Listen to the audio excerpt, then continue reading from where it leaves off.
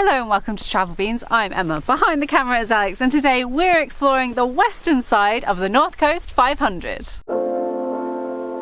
In this video, we continue our journey around the NC500 in our self-converted camper van, making our way down the west coast, renowned for its spectacular landscapes, wild camping spots, and impressive hikes. Today we're starting the west leg of the North Coast 500 route. It's a mouthful. Yes. And we've been told by the commenters, everyone always says that the west coast is where it's all going on. It's been hyped up massively. So we're expecting big things. It's going to be really hard to top what we've seen so far, from leaping salmon to in the Cairngorms crazy hiking, and then rainbows on beaches, incredible caves. I don't know how it's going to be here. Yeah, it's been nuts. So I think this has got a lot to live up to. However, because of all the comments, I do have high hopes. We made our way down the western coast, and as we drove, the scenery became increasingly more striking. This trip is pushing me to my appreciation limits.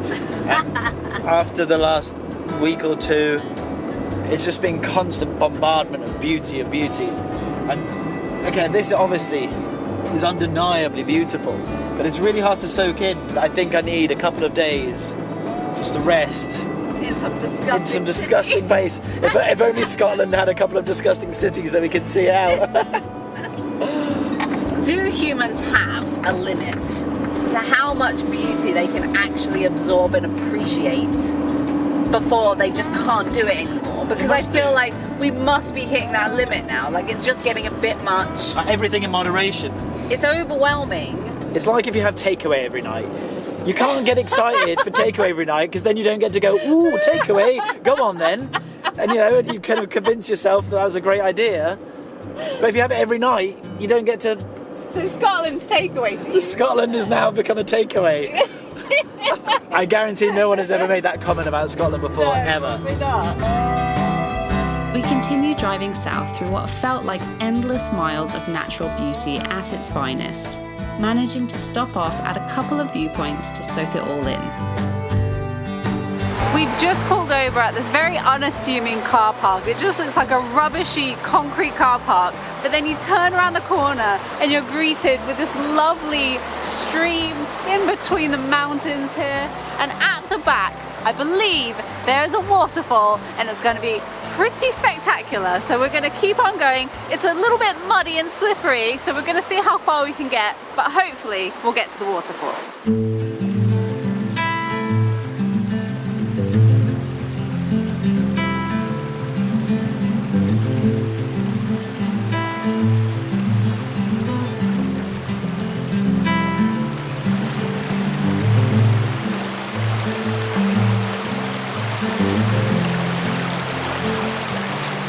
As time's going on, we're starting to doubt that there is a waterfall over there. Because where did you get your information? It's not that easy of a hike. It's not hard in the sense of incline. It's just not a smooth sail. Very muddy. Like, not just a little bit of mud. Like thick, gloopy. Matilda chocolate cake mud. Oh, I see the first sign of it. In the mud. Holy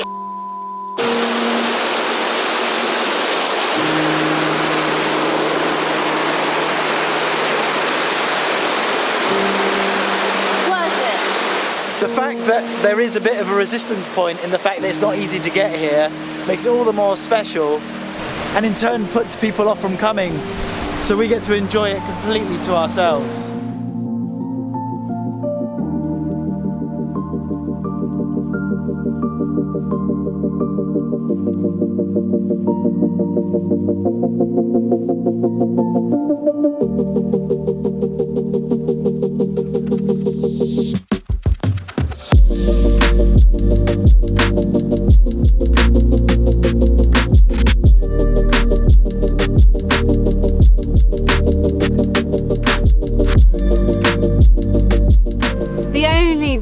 Disappointment of that whole waterfall was the fact that this was literally in the money shot right next to the waterfall itself. So whoever you are who left this, you're probably just being forgetful. So just try and make sure next time you look around and don't leave anything behind. Thank you.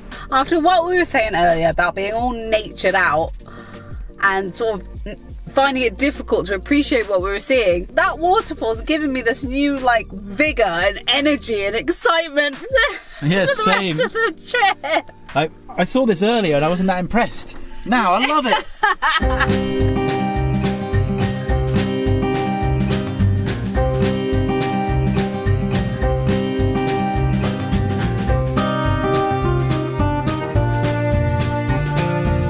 The next stop on our journey is Lochinver Larder, which is, if you've done any research on the NC500, it's going to come up because of their incredible pies. Such famous pies, like everyone's banging on about them. They have an absurd amount of different fillings, and when I arrived I asked them what's your famous pie, and they said they're venison and cranberry, which turned out to be a nice coincidence because I've just seen this beautiful stag on a football pitch just before I went in. So I was sold. It was a sign. And I've got it with mashed peas and gravy. Look how good this looks. Hello. Oh my, the gravy. The gravy Yeah? is something worth talking about. Just that smell. You haven't even tasted it yet. Oh god, look at the colour of that gravy. I think you're a madman if you didn't go for a bit of potato first on your meal. I think you eat a chip first, you eat some mash. Okay, here we go. The moment we're waiting for. Come on, dig into the pie, mate.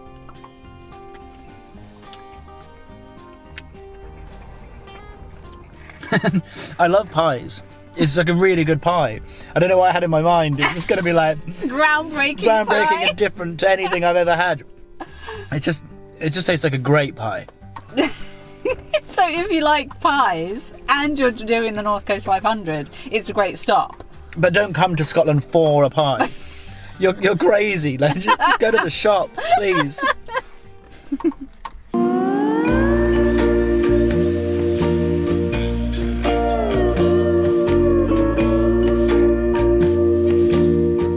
I know what you're thinking, and yes, I am beached out after the last video. We saw too many nice beaches and it started to get a bit much. But today we've made an exception. And this is a corker. Not only has this beach got the clearest water we've seen so far, but it's only about a 10-minute drive from the pies. So if there's any more reason to visit this beach over any of the others, it's the pies. But this definitely has to be the closest to that like Caribbean clear turquoisey water that we've seen so far on this trip. It is comical to see everyone in their coats though here. It is. There's something like in your brain that tells you it's wrong. Like when you see a beach that looks like this and people have coats on and hats. I can only imagine what it looks like when it's calm. Oh yeah, and with the sun right above it, because look at the colour of the water now and the sun's hidden away in the clouds. So just imagine how clear and bright that would be if the sun was out.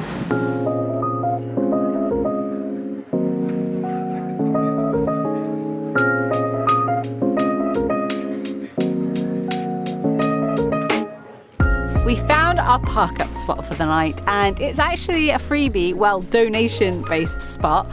It's right in the middle of the wilderness. There is a lay-by here that has locks either side of it with lovely walking trails, and this one we're in at the moment has this lovely little lake. It even has a compost toilet and a little shelter and a few different footpaths that go off in different directions. It's gorgeous. There's a little donation box in the car parking area, so you can just leave a donation before you go. After a beautiful but tiring day, we got an early night ready for an early start. We got up early today to go on a hike to the Bone Caves. Now, the weather forecast for the rest of the time we're here is just apparently going to be raining constantly without a break. So we thought we'd grab this opportunity while we could before the heavens open and actually go on a walk.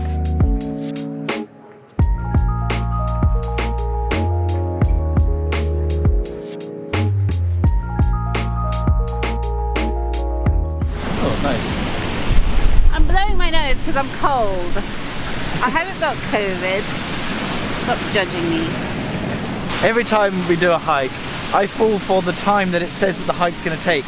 So this hike should take 2 hours, 1 hour there, 1 hour back. When you're filming. When you're filming, I don't think it's just filming though, because I don't think anyone's just going to march straight there, straight back. How can you not get distracted by all the stuff? The car is just behind that tree. Yeah. We're about 400 metres up the hill. And I can't stop looking at stuff. Two little like waterfall sections, which are gorgeous. I just can't stop to. I can't speak. It's too early.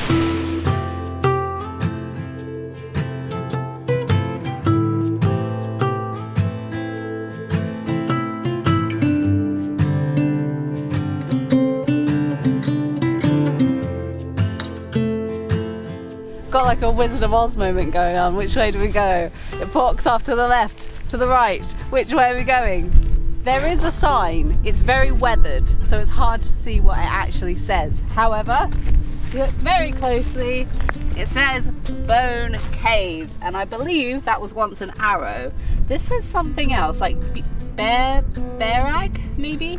And another arrow that way. Plus, some kind souls put another little arrow down here on the ground, which is nice. So we are gonna go this way. So keep that in mind if you do this hike.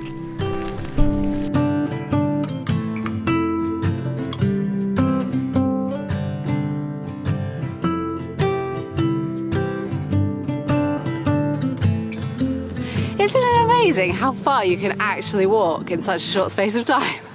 Like our van is so far over there. Wow. It's funny as well because whenever I watch movies like Lord of the Rings or something where they're walking really long distances, I'm like, they couldn't walk that far in that short space of time. We definitely haven't walked across Middle Earth. Well, it feels like it. It looks a bit like it, to be fair.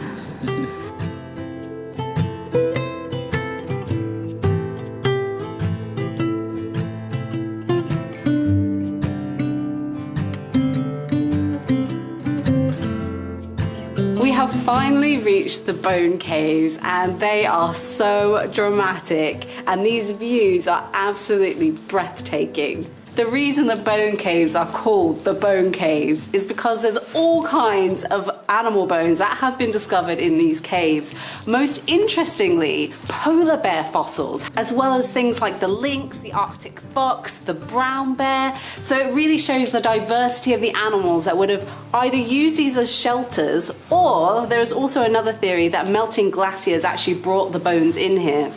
But I prefer to think that all these animals were just hanging out, enjoying the view. There's evidence that humans have been around this area for about 8,000 years, and it's likely that hunters would have used these caves whilst they were on the trail of bears and reindeer.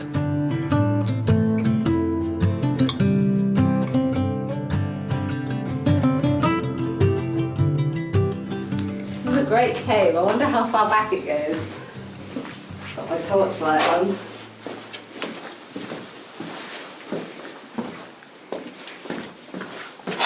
Oh wow,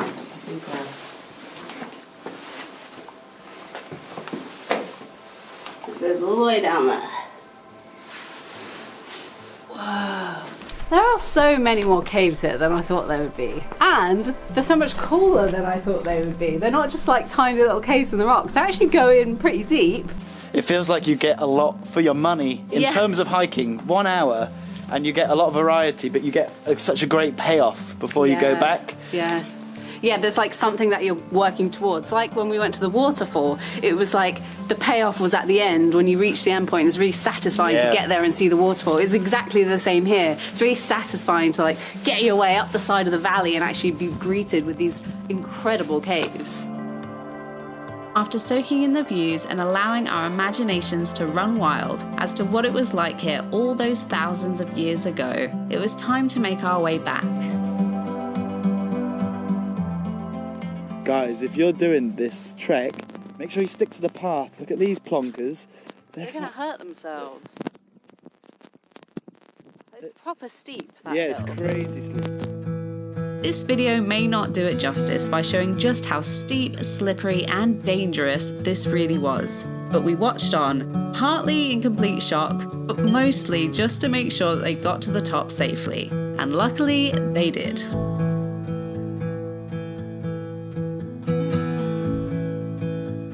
So the bad weather did hit. It came, but luckily for us, it was on like the last quarter of the walk back, so it really wasn't that bad for us. But we passed so many people going towards the caves on the walk back in the horrible weather, and we've come back to the car park, which was empty when we arrived, and now it is chock-a-block here. I didn't expect it to get so busy. I don't know what I was thinking. I'm glad those plonkers climbing up didn't get caught in the rain. Imagine if they were halfway up and the rain came. Don't. Hopefully they didn't take the same route down. And it's also worth noting that when you do come back to the car park, there's a lovely little hut selling tea and cake.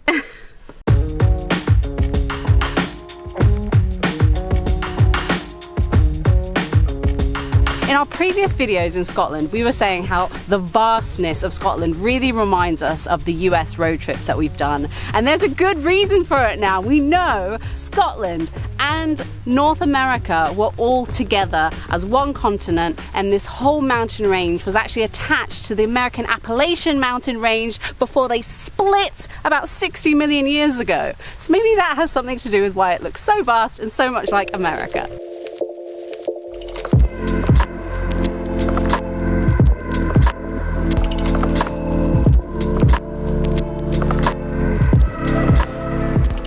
One thing that I'm really loving about just this first little section of the hike is that they have all these little points with information next to the rocks, because you know, like whenever I go places I'm always like amazed by the rocks and the geology, but I never know anything about it, and there's never any signal to Google stuff like that out here. So they actually have the information here for you, and this bit that we're stood at now, they can tell from the rocks, used to be under a shallow sea.